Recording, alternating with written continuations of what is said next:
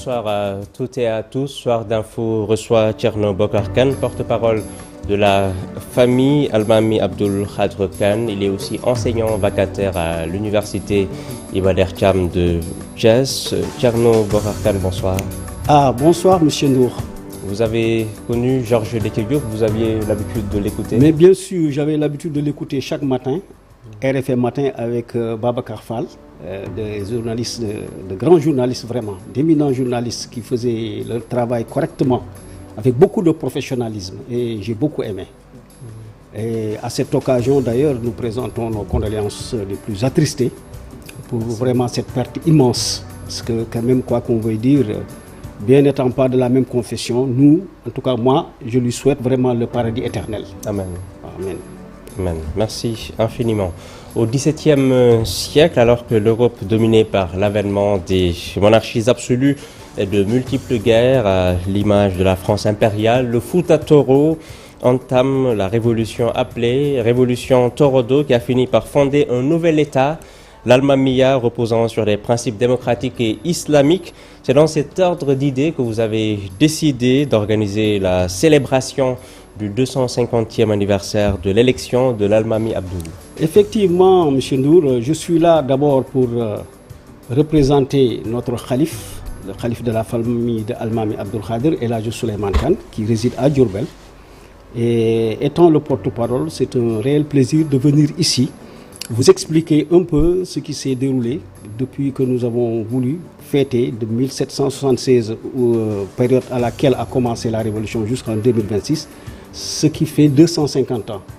Depuis donc, il a été introduit comme le premier Almami du Fouta.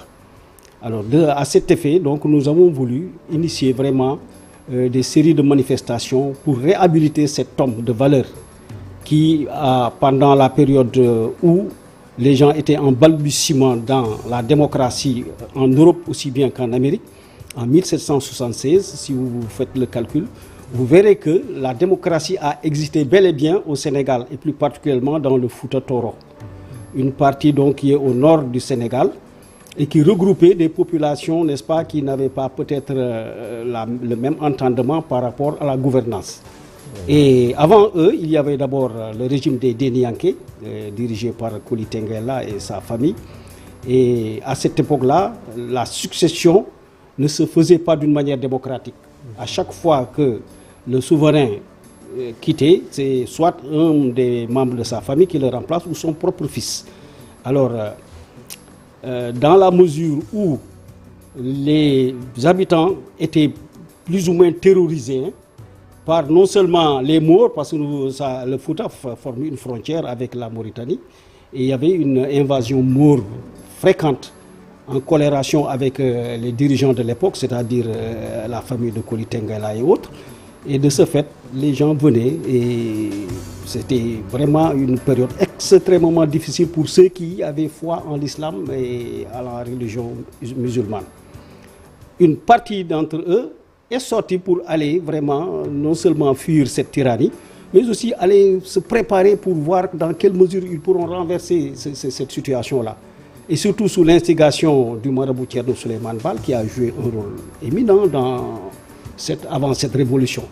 Parce qu'avec ses compères, ils ont pratiquement, après avoir traversé des périodes difficiles, essayé d'entamer une sorte de révolte. Mais pas une révolte, parce que ce fut vraiment une coalition qui a regroupé les fils du Fouta qui sont imbus de Coran, qui ont appris à travers des écoles coraniques qui se situaient un peu dans ce qu'on peut appeler certaines provinces du Sénégal, comme le Dara de Koki, le Dara de Pire. C'est là-bas où ils ont échangé avec beaucoup de détermination pour retourner au Fouta renverser l'ordre qui était établi là-bas. Mais avant cela, nous notons que Almami Abdul Khadr Kane, qui est le principal personnage qui a pratiquement vécu le pouvoir pendant plus de 33 ans. Mais ce serait intéressant de revenir sur sa vie et son œuvre, sa trajectoire, les valeurs qui étaient son soubassement. Voilà, donc je peux dire qu'il fait aujourd'hui la synthèse de la vie au Sénégal. Parce que lui, il n'était pas né au Fouta. C'est justement ce que j'ai dit auparavant, quand il y a eu cette forme de tyrannie qui réellement ne permettait pas de suivre les principes islamiques comme on le voulait, son papa était obligé de quitter le Fouta pour aller vers le Saloum. C'est à Parfawar Mew où est né Almami Abdul Khadir quand son père l'a mis dans une école coranique que lui-même gérait. Ensuite, pendant son adolescence, il est allé au Dara de Koki, au Dara de Pire. Et justement, il a trouvé là-bas ses confrères, parce que lui, il était enseignant aussi en même temps. Parce que quand il a quitté Pire, il est parti à Apé, dans un village contigu au Fouta. Parce qu'entre la frontière du Boundou et le Fouta, il a mis là-bas une école coranique où il formait beaucoup de jeunes, n'est-ce pas, dans les principes islamiques et autres. Parce que cette révolution allait être une révolution pour créer un État théocratique. C'est-à-dire qu'il y avait une dimension religieuse, mais surtout une dimension sociale éminente. Parce qu'il fallait réorganiser, après le départ des Niankés, il fallait réorganiser un État très fort, où les principes étaient respectés.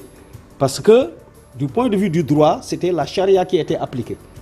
Pour non seulement donner la possibilité aux gens de se défendre, parce que la charia permet quand même qu'il y ait des avocats, défenseurs. Mais quand par exemple, on a enfreint un règlement quelconque, donc la charia tombe sur vous et vous devez l'accepter, au même titre que vraiment tous les autres aspects de la vie. Et justement, par rapport à cette réorientation, nous avons vu que le Fouta a connu un essor extraordinaire du point de vue économique. Parce que c'était le lieu où réellement il y avait des terres fertiles, il y avait de l'eau en permanence avec le fleuve Sénégal. Et ça permettait quand même de remplir ce qu'on appelle l'autosuffisance alimentaire aujourd'hui. Et le tout se faisait d'une manière équitable. Mais si nous revenons sur l'intronisation de Almami, c'est là où ça devient intéressant. Parce que ce n'est pas lui-même qui s'est désigné comme Almami du Fouta. Parce qu'il y avait le collège des oulémas. Dans chaque compartiment du Fouta, il y avait de grands électeurs. Ils se regroupaient pour choisir parmi eux quelqu'un qui est imbu vraiment des principes islamiques, qui a beaucoup appris, qui a vraiment une certaine connaissance de la gestion des terres et de tout ce qui s'y ressemble. Et fort de cela, les gens ont désigné parmi eux deux. Il y avait d'abord Abdul Karim Oudaf de Sénopalel, il y avait Almami Abdul Khader, parce que les deux noms presque considérés. Almami, Abdul. Quand ils sont allés voir Abdul Karim Oudaf, il a tout simplement désigné Almami comme étant le seul capable aujourd'hui de gérer cette situation-là. Parce que c'est lui qui remplissait tous les critères. Et il a décliné poliment l'offre, il leur a demandé d'aller voir Almami Abdul Khader. À l'époque, il n'était pas encore Almami, on l'appelait Abdul Khaderi Khan. Et justement, quand ils sont arrivés, il a essayé lui aussi de se dérober, il a retourné les gens chez son Peut-être homonyme. Parce qu'il ne s'était pas préparé à ça. Non, il s'était préparé, mais c'est qu'avec modestie, il savait qu'il pouvait remplir cette fonction-là. Mais vous savez, à l'époque, quand tu te désignes toi-même, ou tu vraiment tu essaies de montrer que tu es l'homme providentiel, voilà, c'est la modestie qui lui a permis de ne pas justement accepter dans un premier temps. Mais il savait qu'il avait les compétences requises pour vraiment gérer ce pouvoir-là. Et d'ailleurs, à partir de là, quand les émissaires sont retournés dire ça à Abdul Karim Oudaf, ils ont eu une correspondance. Et Abdul Karim Oudaf lui a intimé l'ordre d'accepter. Mais Almami a accepté, mais sous certaines conditions. Parce qu'il y avait une charte qu'ils avaient établie. Oui. Cette charte-là, d'abord, ne permettait pas, au cours de son règne, de privilégier sa famille ou de se privilégier soi-même. On ne doit pas s'enrichir, outre mesure. Donc, la déclaration de patrimoine a commencé depuis cette époque-là. Il fallait dire c'est bien ce que l'on possède. Et ensuite, les terres, on n'a pas le droit de les partager entre ses enfants ou ses parents. C'était d'une manière équitable qu'on partageait les terres, on donnait ça à ceux qui pouvaient rendre économiquement ces terres viables. Et la première réforme agraire, je pense bien, au Sénégal, a commencé au Fouta. Parce que là-bas, les terres ont été recensées, on a vu ceux qui peuvent vraiment l'exploiter par rapport à leurs propres besoins, mais aussi par rapport à la nation elle-même. Parce qu'il y avait quand même une façon de redistribuer les richesses avec le Moudou Horma que les Maures venaient imposer et on le leur donnait. Hein. À chaque fois qu'il y avait les récoltes, les Maures traversaient le fleuve pour venir recueillir ces genres de dons-là. En islam, on appelle ça le moudou horma, qu'on enlève quand il y a, par exemple, une fête comme la Korité et autres. Et ensuite, chaque année, par rapport à ces richesses, on enlève quelque chose pour redistribuer ça à la nation. Donc aux plus pauvres, aux plus démunis. Et ces richesses-là étaient rassemblées et c'est l'imam lui-même qui, dans chaque compartiment, envoyait des émissaires pour redistribuer aux plus démunis et aux plus pauvres. Un programme alléchant à partir du vendredi 23 janvier, 23 février plutôt. Pourquoi? Est-ce que vous pouvez revenir sur les détails de ce programme-là? Oui, pour le programme déjà, nous l'avons commencé, nous l'avons entamé depuis le Fouta, la semaine dernière, parce qu'il y avait une ziara qu'annuellement nous nous rendions pour aller vénérer l'ancêtre, prier pour lui et prier pour nous-mêmes. Et alhamdoulilah, bon, Dieu merci, cette année nous avons voulu donner à la manifestation un cachet supplémentaire, c'est-à-dire réhabiliter un homme qu'on a tendance à plus ou moins reléguer au second plan. Alors que même s'il y a Thierno Souleymane Baal, et à son âme, qui a vraiment beaucoup contribué à l'initiation, n'est-ce pas, de cette charte-là, qui voulait que la dynastie des Denianki soit renversée. Mais la pratique du pouvoir en elle-même, c'est Almami qui l'a exercé pendant plus de 33 ans, donc avec brio. Pourquoi avec brio? Parce qu'à chaque fois qu'il produit des résultats et qu'il n'y a pas de contestation, le pouvoir continue. À part quelques altercations par-ci, par-là, et ça ne peut pas manquer. Voilà. D'ailleurs, fort de cet élément-là, il a pu quand même tenir la dragée haute pendant vraiment des années et des années. Et les gens ne se sont pas plaints du tout. Sauf peut-être ceux qui sont aux antipodes des règlements établis. Ceux qui voulaient se substituer voilà, ceux qui veulent se substituer à lui. Ça ne manque pas. Même de nos jours, nous voyons toujours qu'avec le pouvoir, certains impatients essayent toujours de jeter des bananes pour que tu puisses vraiment tomber dans le piège. Heureusement, lui, il a tenu très bon. Pourquoi? Parce que la démocratie était appliquée dans toutes ses règles. Partout où de besoin, ses collaborateurs lui rendaient compte. Et il y avait une sécurité aussi permanente. Les gens surveillaient les côtes, surtout pendant la période de la colonisation ou même avant la colonisation, pendant la période de l'esclavagisme, je veux dire. Les Blancs venaient, il y avait peut-être un commerce qui était fait entre eux et les populations. Ils amenaient des tissus, ils amenaient des marchandises, des fusils, de la poudre, etc. en échange de la gomme arabique et de quelques cultures de rente qu'ils venaient pour essayer quand même de faire un échange quand même équitable. Mais après cela, ils ont commencé, n'est-ce pas, à capturer des hommes noirs qui leur étaient vendus par des autochtones, qui venaient leur proposer des hommes qu'ils transportaient à travers le cargo. Et Almami, quand il l'a su, il a mis un arrêt définitif au trafic d'esclavage. Il dit qu'aucun esclave, qu'aucun homme noir ne soit transporté dans les bateaux pour être amené ailleurs. Et d'ailleurs, il y a des preuves formelles pour ça, des lettres que, à partir de la France et de la Grande-Bretagne, ils ont eu quand même une correspondance qu'ils ont envoyée pour dire qu'il y a le roi Peul qui interdit le transit des esclaves.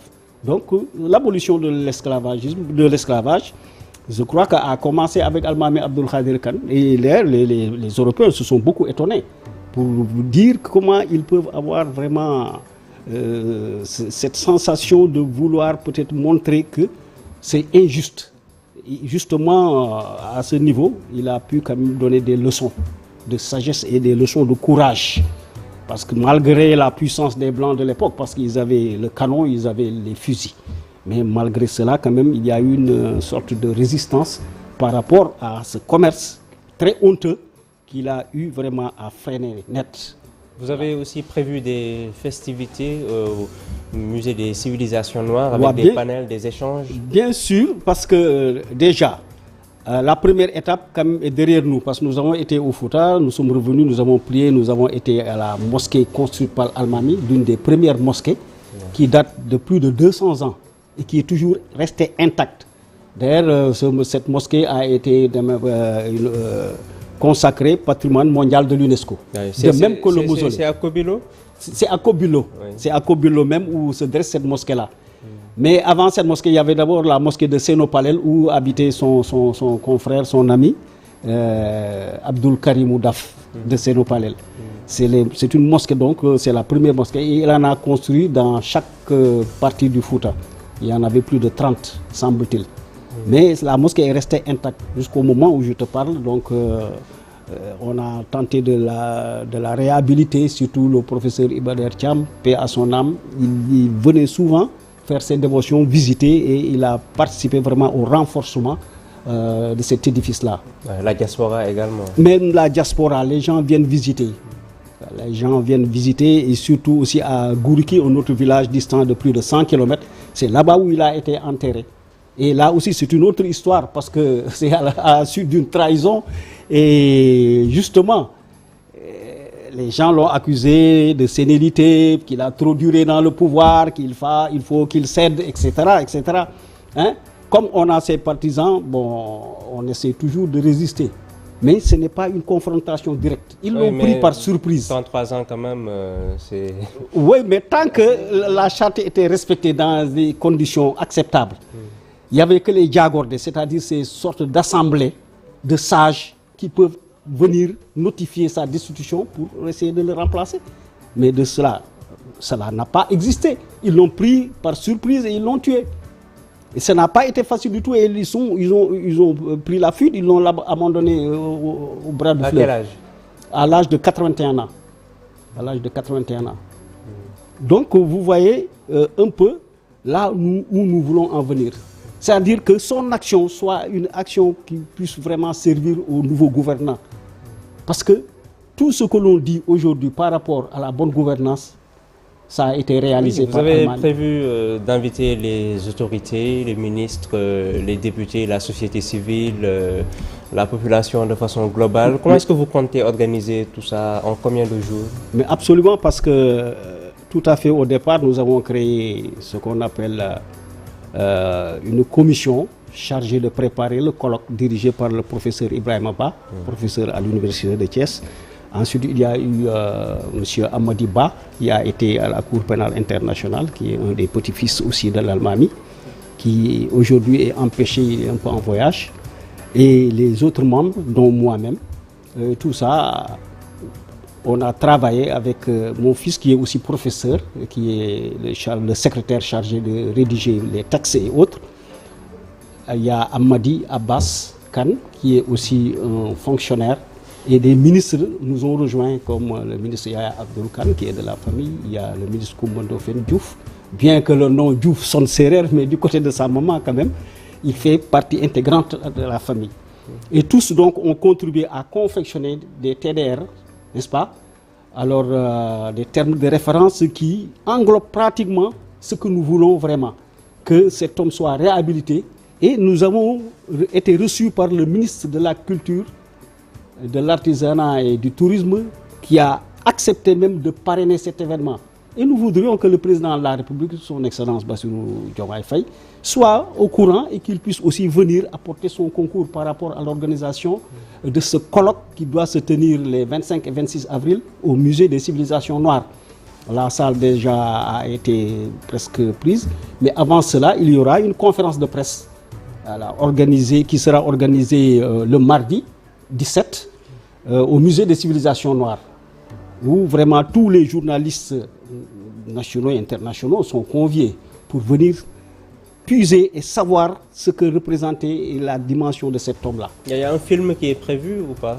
Oui, il y a un film qui est prévu. D'ailleurs, moi-même, en tant que dramaturge, parce que j'ai commencé par la dramatique avant de verser dans l'enseignement jusqu'au supérieur, et j'ai eu à écrire une pièce. L'Almami Abdoul Khadir Khan l'Almami et la charte des Abdoul Khadir Khan et la charte des Almami du Fouta. C'est le titre.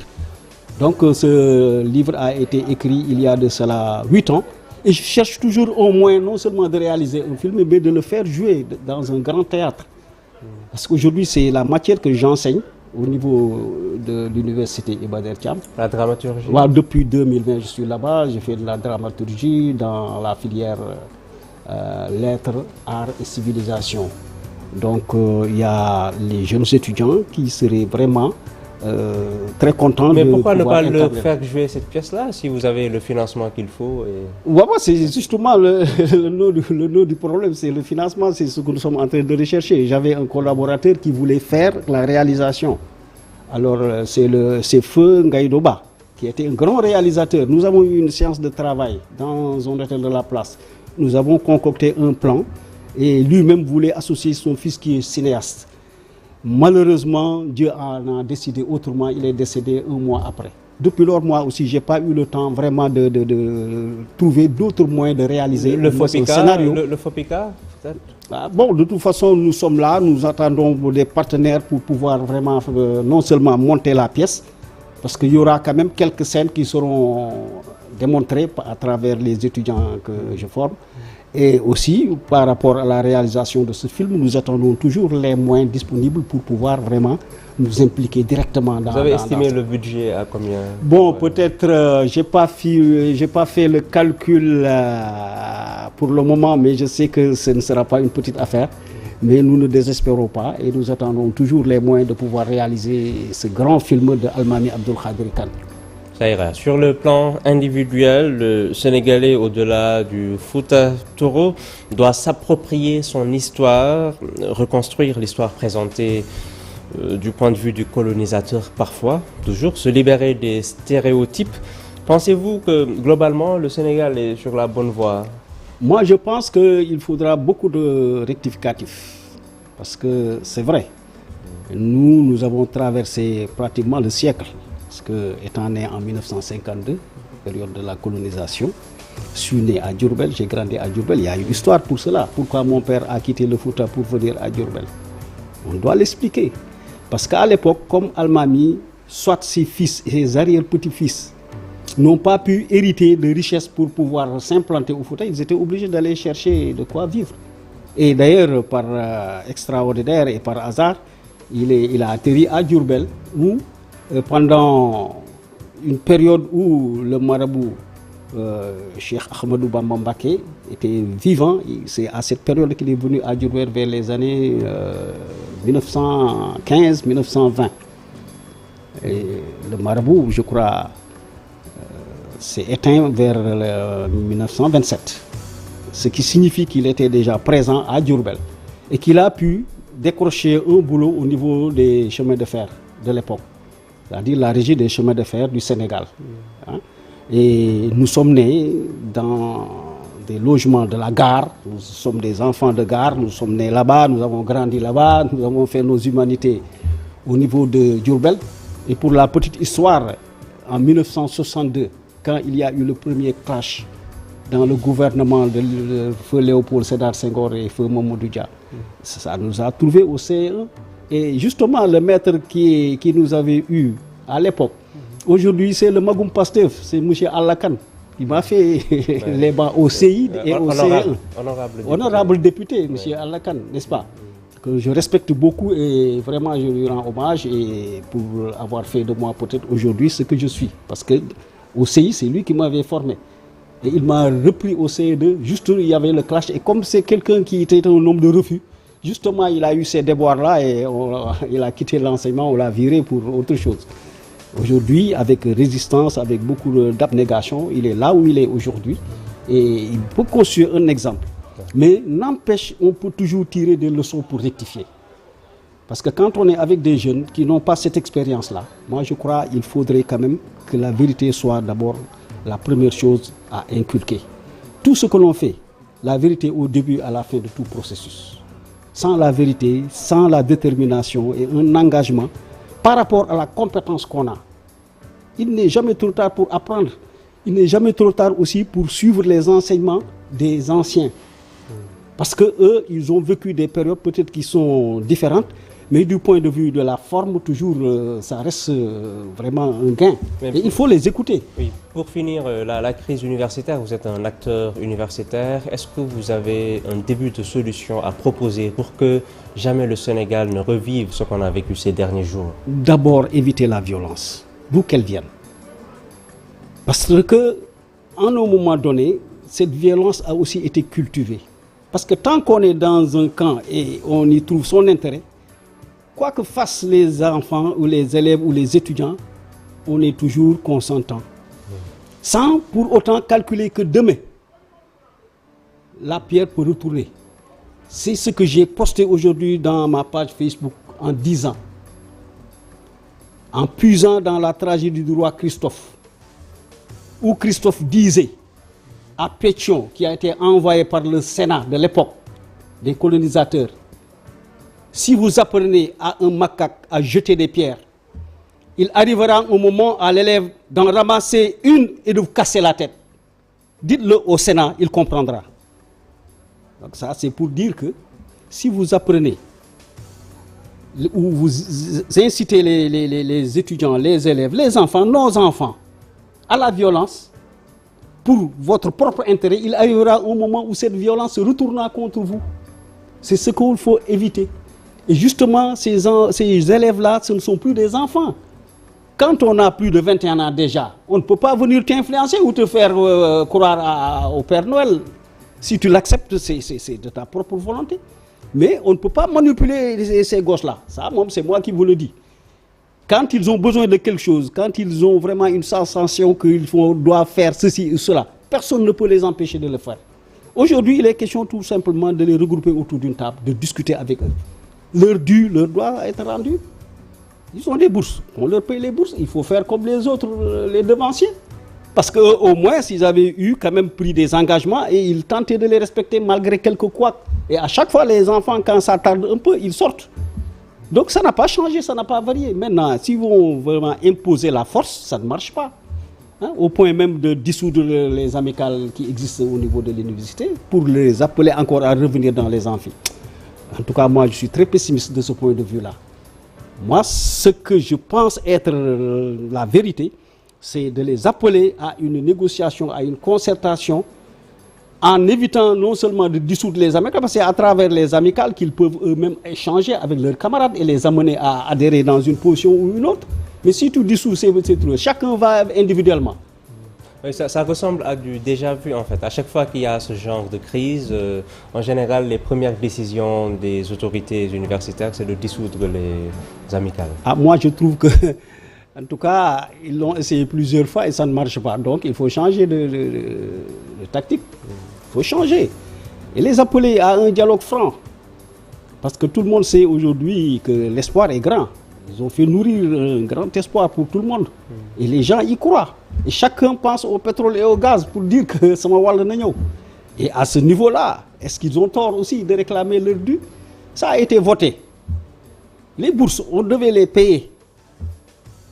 Ils doivent payer les bourses, les arriérés de bourses. Maintenant, pour la saison prochaine, on les appelle à des négociations et voir ce qui est possible et ce qui ne l'est pas. Tout en sachant aussi que la réforme de l'enseignement ne doit pas débuter au sommet. C'est depuis la base. Moi, j'ai été à l'élémentaire, j'ai été au moins secondaire. Hein? Donc, je sais que la réforme doit être globale. Il y a des balbutiements, mais il faut aller au fond des choses. Créer des écoles de formation, parce que ce pays-là ne manque pas de richesse. Nous avons l'eau, nous avons le soleil, nous avons la terre, nous avons vraiment le pétrole, le gaz, sans compter les autres produits que nous trouvons sous la terre. Mais tout ça mis en synergie, je pense bien que au niveau des ressources humaines, nous n'en manquons pas. Maintenant, au niveau de l'enseignement supérieur, on doit privilégier ceux qui ont la capacité d'être des étudiants bien formés. C'est l'élite. On ne doit pas s'amuser avec l'élite. L'élite, c'est l'élite. Et aujourd'hui, le niveau a tellement périclité que nous nous rendons compte que il faudra, je ne parle pas de sélection, parce qu'on ne peut pas parler de sélection, mais quand même essayer depuis les écoles moins secondaires, essayer de voir comment démultiplier les filières de formation pour les amener quand même à avoir un métier solide qui puisse être rentable pour eux et pour leur famille et pour la nation elle-même. Moi, je crois à ça. Oui. Les étudiants sont convaincus que ce qui est fait pour eux, sans eux et contre eux. Merci infiniment, Thierno Bocar Kane, d'avoir accepté notre invitation. C'est moi qui vous remercie, M. Ndour. Vraiment, c'est un réel plaisir et transmettez mes salutations à vos supérieurs hiérarchiques et autres, hein, surtout je pense à M. Youssou Ndour, que vous connaissez c'est bien. un homme de bien que je connais bien parce que de 73 à 76, j'étais au niveau du conservatoire de musique, de danse et d'art dramatique. Il venait souvent prendre des cours de solfège. Je me rappelle avec ça, et c'est moi qui l'ai le premier amené à Diourbel en 79 avec notre troupe que nous avions formée qui s'appelait la troupe du Nouveau Toucan. Nous l'avons amené, il était en l'orchestre de Kassé, Ibra Kassé. À l'époque, donc, nous, comme nous étions des Diourbellois, nous avons voulu commencer cette initiative-là à partir de Diourbel. C'était à l'époque de feu Léopold Sédar Senghor qui aimait beaucoup la culture et qui œuvrait pour nous venir en aide parce que le théâtre national Daniel Sorano ne pouvait pas tout absorber. Raison pour laquelle nous étions obligés de vivre par nos propres moyens en y associant musique et théâtre. Et nous allions dans les écoles faire des représentations, hein, le choix de major, la secrétaire particulière, donc nous avons roulé notre bosse un peu partout. Surtout du point de vue de la culture, c'est notre dada et nous continuons d'y œuvrer jusqu'à maintenant. Malgré ma retraite au niveau de la fonction publique depuis 2012, je continue toujours de servir, tant qu'on m'appelle, tant que mon corps l'acceptera. Je serai vraiment dans le combat. Oui, vous êtes en retraite, mais pas en retrait. Nous vous souhaitons une très très longue vie avec beaucoup de bonheur, de santé et de paix intérieure. Je rappelle que nous recevions Thierno Bokar Kane, porte-parole de la famille Almami Abdul Khadr Kane, vacataire à l'université de Thiès, l'université Iba Der Thiam. Et c'est tout pour Soir d'Info. Merci infiniment de nous avoir suivis. Juste après, en début de soirée, un peu plus dans la soirée, vous aurez votre émission Giancarlo, Abdoulaye Der et sa team. Mais en attendant, restez en compagnie des programmes de la chaîne Leader.